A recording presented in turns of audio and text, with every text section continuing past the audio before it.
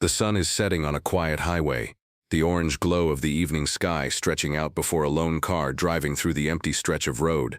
Inside, Marcus Turner, a black man in his 30s, exhales deeply, heading home after a long day's work. His car hums steadily, and the familiar sights of the road make him feel at ease. But tonight, things won't be the same. This peaceful drive will end in a moment that will change everything. Cut to flashing blue and red lights in the rearview mirror, the sirens wail slicing through the calm evening air. Marcus pulls over, confused but obedient. The sound of his heartbeat quickens as a police officer approaches. A racist cop opens fire on an innocent black driver, and what happens next will leave you stunned. Pause for a few seconds, as tension builds with the officer walking up to the car, his hand hovering near his gun. Before we get into this shocking story, I want to know, where in the world are you watching from?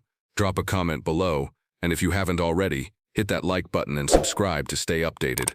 Trust me, you won't want to miss what's coming next. It was a quiet evening on the outskirts of town. The highway stretched endlessly, a solitary road lined by tall grass swaying in the warm breeze. Marcus Turner had just finished a long day at work, and the only thing on his mind was getting home to his family. His old beat-up car hummed steadily as it glided down the empty stretch of road. The air was thick with the promise of nightfall, the sun sinking lower on the horizon, casting everything in an amber glow. Marcus, a black man in his 30s, was the picture of exhaustion. He had spent the last 12 hours at the warehouse, moving boxes and dealing with the oppressive heat. His body ached, and he longed for the familiar comfort of his couch and a cold drink to unwind. The road was empty, no cars in sight, just the occasional breeze that made the night air seem almost peaceful. But peace was something that had always seemed out of reach for Marcus. His life, for reasons beyond his control, had always been marked by tension. As a black man, he had learned long ago that the world didn't always see him as equal. Whether it was at work, with his neighbors, or even when he simply walked down the street, there was always a lingering sense that he was being watched, judged. It was only a few minutes into his drive when the flashing blue lights appeared behind him. At first, Marcus didn't think much of it. He had been pulled over countless times before, always for the same vague reasons. His hands tightened on the steering wheel as he glanced at the rearview mirror. The lights were getting closer, the unmistakable sirens wailing in the distance. He sighed, a familiar feeling of dread settling in his chest. He signaled to the side of the road, his car slowing to a stop. He didn't want any trouble. He just wanted to get home. But the truth was, no matter how carefully he followed the rules, how calm he tried to stay, there was always a possibility, an ever-present fear that things could go wrong, that this stop could be different. The police car pulled up behind him, its headlights casting long shadows across the pavement. The officer's silhouette appeared in the side mirror. Marcus's palms grew clammy. He took a deep breath and grabbed his wallet from the passenger seat. He had done this before, but tonight, for some reason, his nerves were on edge. The officer approached the car with a slow, deliberate step. He was tall, broad-shouldered, his uniform crisp and intimidating. He didn't smile, didn't acknowledge Marcus in any way. Instead, he simply stood by the window, glaring through the glass. Marcus rolled it down. "Good evening, officer," he said, his voice steady but unsure. The officer didn't respond immediately. His eyes locked onto Marcus for a moment before he spoke. "License and registration," he ordered, his voice cold. Marcus handed over the requested documents, trying his best to stay calm. But there was something about the officer's tone, the way he was watching him, that made Marcus feel uneasy. He couldn't quite put his finger on it, but he knew something wasn't right. The officer glanced down at the documents, then back at Marcus. He didn't speak for what felt like an eternity. The tension was thick, suffocating. "You were speeding," the officer finally said, his voice flat.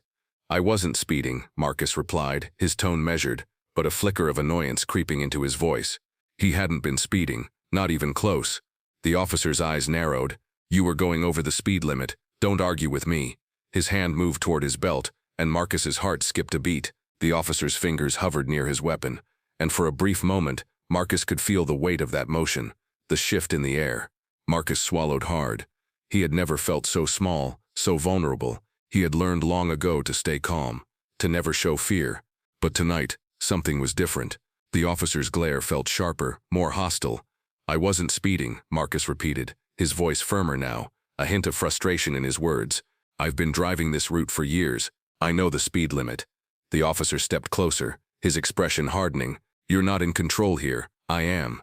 He placed his hand firmly on Marcus's door, his face inches from the window.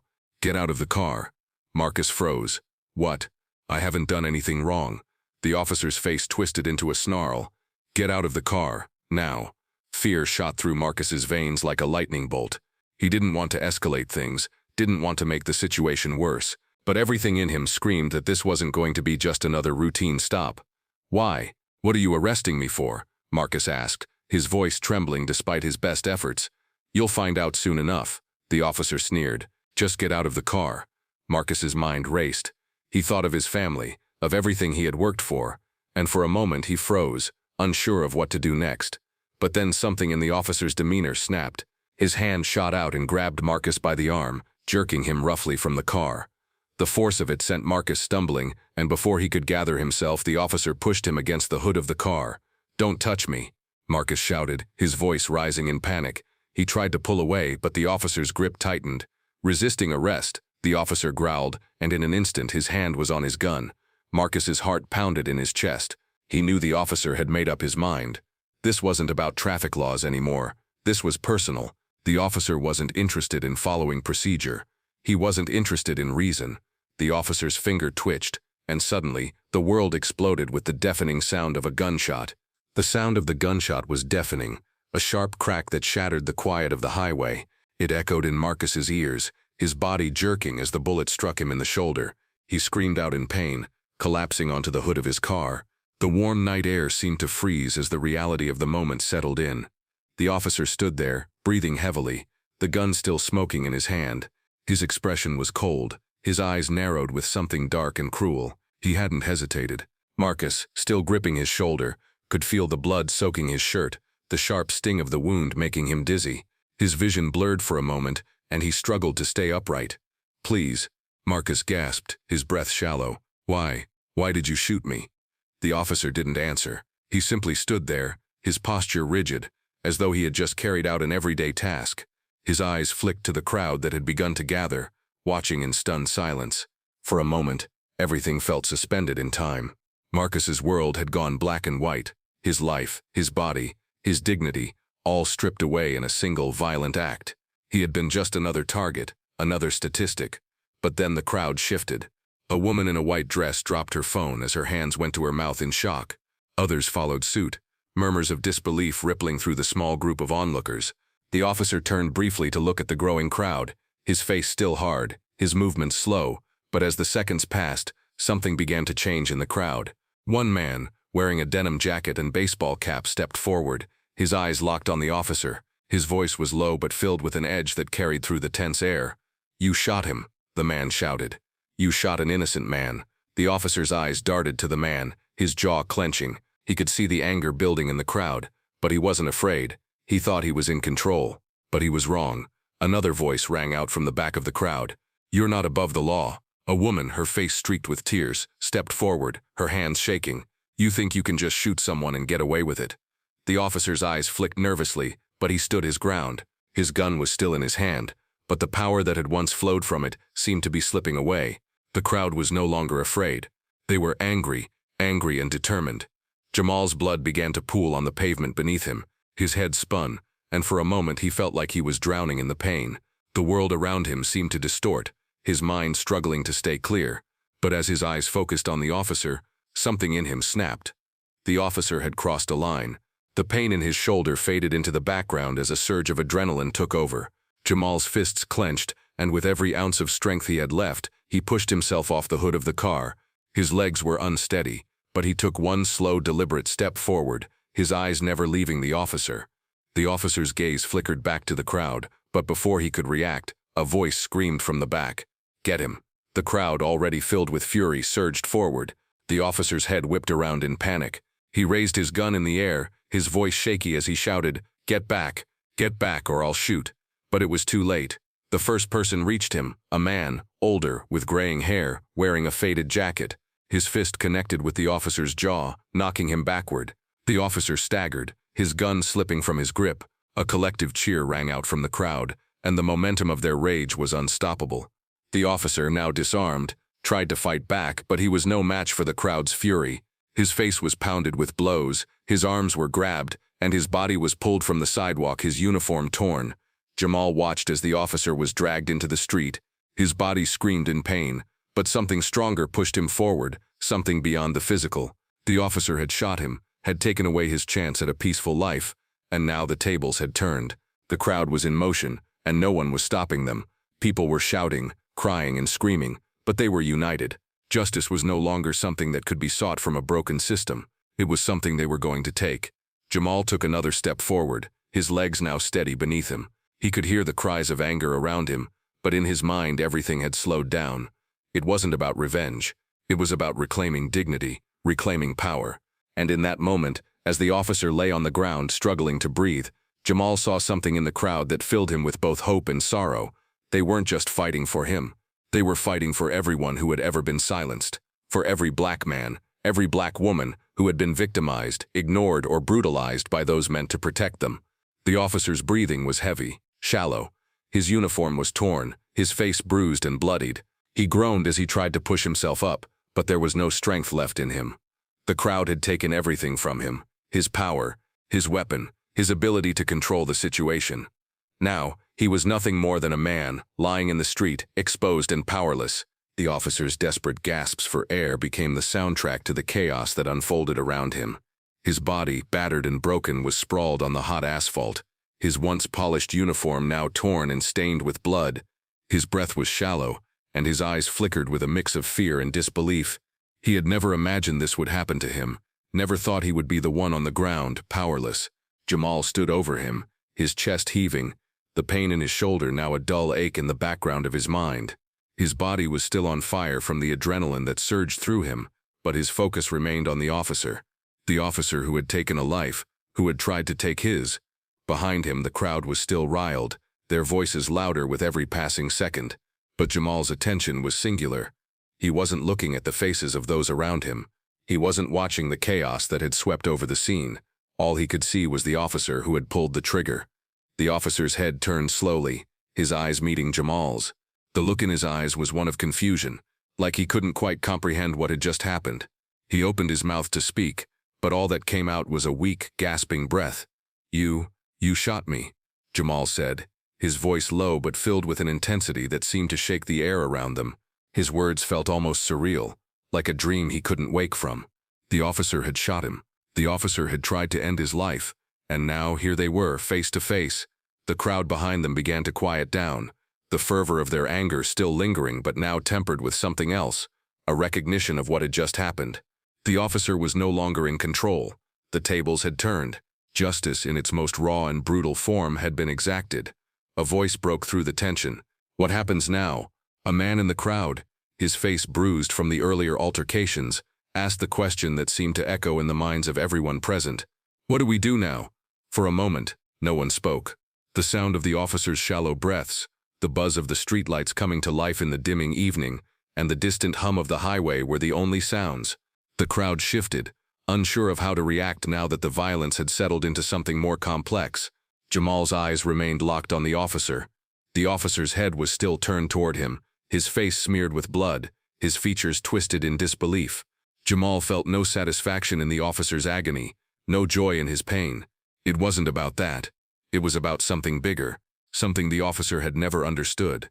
A heavy silence lingered in the air as Jamal bent down, his movements slow but deliberate. The officer winced as Jamal's shadow fell over him, but Jamal wasn't looking at him with hatred. He wasn't looking at him with malice. He looked down at the officer with a quiet understanding. This wasn't personal. This was survival. This was justice. "You think this is over?" Jamal spoke, his voice now calm, almost reflective. "You think you can just shoot us and walk away?" The officer tried to lift his head, but the weight of his body seemed to crush him back down. He opened his mouth to speak, but his words were unintelligible, lost in a mixture of blood and panic. "You've never had to answer for what you've done, have you?" Jamal continued. "You've never had to face the people you've hurt. You've never had to face the consequences." Jamal stood, his hand still gripping the side of the car for support. The crowd around him had quieted, some still filming, others frozen in place, not knowing what to do next. The world had changed in those few minutes, and now it seemed like there was no going back. The officer's hands, once so powerful, trembled as they clawed at the ground, but there was no escape now. The tide had turned. He had no weapon, no backup, no authority. He was just a man, lying in the street, surrounded by the very people he had sought to oppress. Jamal's mind flashed back to the moment before the officer had shot him. The flash of the gun, the heat of the bullet as it tore through his shoulder, the officer's cold eyes as he had pulled the trigger. But Jamal wasn't just a victim. He wasn't just a black man on the ground fighting to survive. He was something else now. He was a symbol of all the black men and women who had been silenced by violence and hatred, a symbol of all those who had been wronged by a system that had failed them. The officer's breathing slowed, and his eyes seemed to lose focus. The reality of the situation was sinking in. He had crossed a line, and now there was no going back. He was no longer the one in control. The people were. A voice rang out again, this time from the woman who had tried to calm the crowd earlier.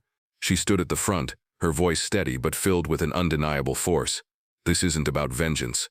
This is about justice." Her words echoed through the crowd, and for a moment, there was a collective understanding. The crowd murmured, nodding in agreement. The message was clear. They weren't fighting for violence. They were fighting for something far more important. They were fighting for justice, for the right to live without fear, for the right to walk down the street and not wonder if this would be the last time they saw their family. The officer lay still, his hands raised in surrender, his eyes no longer filled with defiance but with the realization of what he had done. The officer's body lay on the asphalt, his arms stretched out in surrender, his eyes wide with the realization that the power he had once held was now gone. Around him the crowd was still. Some had their phones out, capturing the moment, while others stood in stunned silence. The gravity of the situation was beginning to sink in. What had started as a routine traffic stop had turned into a fierce act of defiance, a breaking point in a system that had long been broken. Jamal stood over the officer, his face calm but hard, his mind racing. He had been shot. He had nearly died. And now the officer who had pulled the trigger lay in front of him, no longer in control, his life in the hands of the people he had once oppressed. But there was no satisfaction in Jamal's heart. There was no celebration. The officer had made his choice, and now he would face the consequences. But in Jamal's mind, it wasn't just about this officer. It was about every officer, every person who had ever used their power to hurt someone else. The air was thick with tension. The crowd was restless, but no one moved toward the officer. No one struck another blow. They were waiting. They were watching. The real battle wasn't here. It was in the power of the people. It was in their unity, their ability to stand together in a moment that demanded change. And in this moment, Jamal realized the people had won. They had taken control. "Is he dead?" A voice called from the crowd, uncertain, but filled with curiosity. The question lingered in the air like smoke, heavy with the weight of what had just happened. Jamal looked down at the officer. His face was pale, the blood drying on his skin. His breath was shallow, weak, but still there. The officer was alive, but for how much longer? "No," Jamal replied, his voice steady but with an edge. "But he will live to answer for this." His words echoed in the silence, a promise to everyone who had suffered under the weight of violence and hatred. The officer had to answer. It wasn't just about the bullet in Jamal's shoulder. It was about the system that had allowed this to happen over and over again. A low murmur passed through the crowd as people shifted uneasily, unsure of what would come next. They had witnessed an act of vengeance, but also an act of justice, and now, in the quiet aftermath, they were left to question how they would move forward. Jamal took a step back, his hand still on the car for support. His body was bruised, his shoulder bleeding, but his mind was clear. He wasn't done. This wasn't the end. The officer might have been stopped, but the fight wasn't over. The system that allowed this to happen was still intact. It was still broken. But Jamal knew that tonight, they had made a statement. They had shown that they weren't going to stay silent anymore. They weren't going to let the system win. The officers from the nearby precinct had arrived, their sirens wailing in the distance. But this time, there was a difference. The officers that approached were different. They were not the same as the one who had fired on Jamal. They came not as agents of control, but as part of the system that had finally been confronted. They arrived, not as saviors, but as the ones who had to clean up the mess. The woman from the crowd who had spoken earlier stepped forward, her gaze unwavering. She looked at the new officers as they approached, her eyes full of resolve. "This isn't just about one officer," she said, her voice loud enough for everyone to hear. "This is about all of them. The ones who think they can just pull a trigger and walk away. The ones who think they are untouchable." The officers looked at each other, uncertain, but the words carried weight. This was bigger than them. This was bigger than the officer who had fired. This was a reckoning, a moment that demanded the attention of everyone who had been complicit in the system. As the new officers stepped forward, One of them, a woman with short dark hair, knelt beside the injured officer. She checked his pulse, then looked up at the crowd. "He needs medical attention," she said, her voice calm but firm.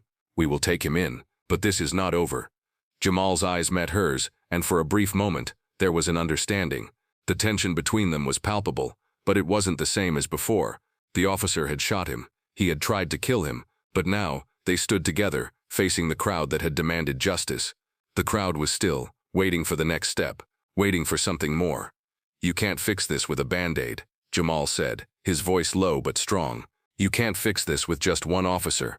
This is a system that needs to be broken." He paused, looking at the officer who had been shot, and then at the crowd. "This is the beginning, not the end. This is where it changes." The woman officer nodded, a flicker of recognition in her eyes. "We hear you," she said. "We see you." The tension in the air seemed to dissipate, but only slightly. The crowd was still on edge, still unsure of what would happen next. But one thing was clear. The officers who had arrived knew this was not just another day on the job. They had witnessed a turning point, and they were standing at the crossroads, uncertain of where to go from here. Jamal turned away from the officer and began walking toward the crowd. His movements were slow, but his stride was purposeful. He had done what he needed to do. Now it was up to the people. The fight was theirs, and they were ready. The crowd stood in an eerie silence as the last of the officers loaded the injured cop into the back of the ambulance. The sound of the sirens faded as the vehicle sped away, leaving nothing but the dimming glow of the streetlights to light the empty highway. Marcus had already been taken to the hospital, his condition stable but critical, the bullet wound still fresh. The events of the evening had left an indelible mark on the community, but for Marcus, it wasn't just about surviving the bullet. It was about surviving the system that had nearly ended his life in the first place. As the crowd dispersed slowly, many people walked with a sense of purpose. They weren't leaving empty-handed. They had been part of something much bigger than just a single act of retaliation. They had witnessed the moment when power was no longer in the hands of the oppressors. For the first time in years, they felt as though they were part of something real, something that could change everything. Jamal, now surrounded by a few of the more vocal members of the crowd, stood silently, his body bruised but his heart burning with an urgency that hadn't existed before. His right shoulder still ached, but the pain had become secondary. His thoughts were filled with the overwhelming need for justice, and that meant more than just this officer. It meant changing everything, changing the way people were treated, changing the system that allowed police officers to get away with murder. One of the men from the crowd, a tall, broad-shouldered man with a deep voice, approached Jamal. His face was etched with determination, his eyes filled with an understanding that was rare in moments like these. "This isn't over, Jamal," he said, his voice low but filled with purpose. "What happens next? It's up to us. The fight isn't just against one officer, it's against every officer who thinks they're above the law." Jamal nodded, his eyes scanning the remaining people who lingered, talking in small groups, their voices low but determined. It was a somber energy, but one that carried a sense of resolve. They knew the truth now. They had witnessed it firsthand. They had seen the power of standing together. The tall man continued, "We've got to organize. We've got to make sure people see what happened here. This isn't just a street brawl. This is the tipping point. We need the world to see what's been happening for years." Jamal turned his gaze toward the horizon, the red and orange of the sunset still visible, now fading into the deepening blue of night. For a moment, it felt like the whole world had paused. But Jamal knew the moment wouldn't last. What had happened tonight wasn't just about the crowd's actions. It was about the message they had sent. It was about sending a clear signal that people, especially black people, weren't going to take this anymore. They weren't going to stand silently and let the system destroy them. He turned back to the man, his voice steady and full of purpose. "I'm in, whatever it takes." The man gave a sharp nod. "We need to make sure this doesn't get swept under the rug. The press, the protests, everything. We need to take it to the streets, to the government, to the people who can change this." Jamal's thoughts turned back to the officer, the man who had shot him, the man who had nearly taken his life. The officer was in the back of the ambulance, but what came next for him? What came next for a system that allowed men like him to exist and operate with impunity? The officer would be treated, maybe face charges, but Jamal knew that wasn't the point. The system needed to be shaken. It needed to be torn apart and rebuilt from the ground up. "I won't let this go," Jamal said, his voice filled with the fire of determination. "No matter what happens, we keep pushing, we keep fighting." The man beside him smiled, his eyes filled with a quiet respect. "That's why we need you, Jamal. You've seen it. You've lived it. You're the one who can show the world what this is really about." As the crowd began to disperse, Jamal watched as people shared their thoughts, exchanged information, and promised to meet again. The movement had started here, tonight, but it was far from over. They would organize, they would amplify their voices, and they would demand justice, not just for Marcus, but for all the others who had been silenced before him. The fight was no longer just about one man. It was about the truth. It was about the fight for equality. It was about the fight for a better future, one where Black lives were valued and protected, not threatened. Jamal turned to leave, his mind racing with everything that needed to be done. The world was watching, and they weren't going to stop until the world saw the truth.